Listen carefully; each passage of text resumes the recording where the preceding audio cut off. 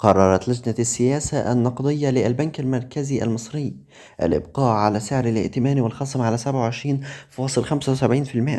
ويأتي هذا القرار انعكاسا لآخر مستجدات وتوقعات على المستويين العالمي والمحلي منذ الاجتماع السابق للجنة السياسة النقدية.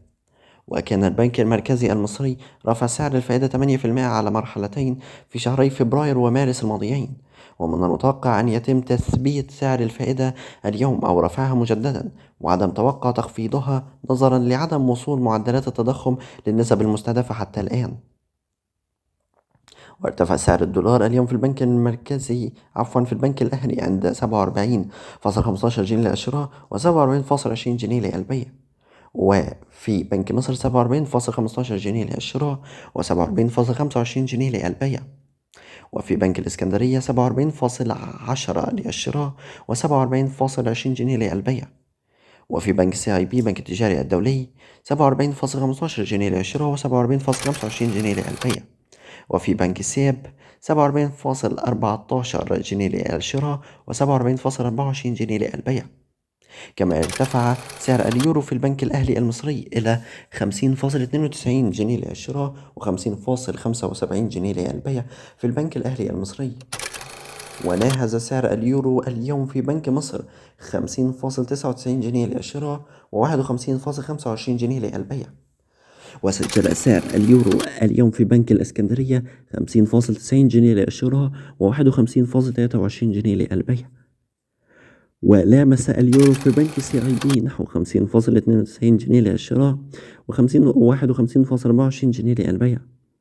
ووصل سعر اليورو في بنك السيب نحو 50.99 جنيه للشراء و51 جنيه للبيع. وكان قرار البنك المركزي المصري في 6 مارس الماضي بتحرير سعر الصرف وفقا لآليات العرض والطلب بالسوق ضابطا للسوق المصرفية ومن ثم الاقتصاد ككل، وأصبحت العملات الأجنبية أكثر مرونة في الصرف. وأيضا تشهد مصر في الوقت الحالي إقبالا كبيرا من المواطنين على البحث عن سعر اليورو اليوم في السوق السوداء أو داخل البنوك المصرية من أجل إجراء التحويلات المالية اللازمة، وذلك في هذا اليوم، حيث يعتبر اليورو الأوروبي من بين العملات الهامة التي يسعى الكثيرون لمعرفة سعرها، وخاصة العاملين في أوروبا. يأتي هذا الارتفاع الطفيف في سعر اليورو نتيجة تأثر السوق بقرارات المركز المصري بتثبيت سعر الفائدة، والذي أثر بدوره على تحركات العملة الأوروبية في السوق المحلية. ومن الملاحظ أيضا أن المصريين العاملين في أوروبا يبدون اهتماما خاصا بمتابعة تطورات سعر اليورو. ومن الجدير بالذكر أنه يمكن الحصول على سعر اليورو اليوم في البنوك المصرية، حيث سجلت الأسعار الآتية: أسعار اليورو اليوم في البنك المركزي المصري 51.96 جنيه للشراء و51.79 جنيه للبيع. في البنك الأهلي المصري 51.96 جنيه للشراء و51.72 جنيه للبيع. في بنك مصر 51.93 جنيه للشراء و51.74 جنيه للبيع.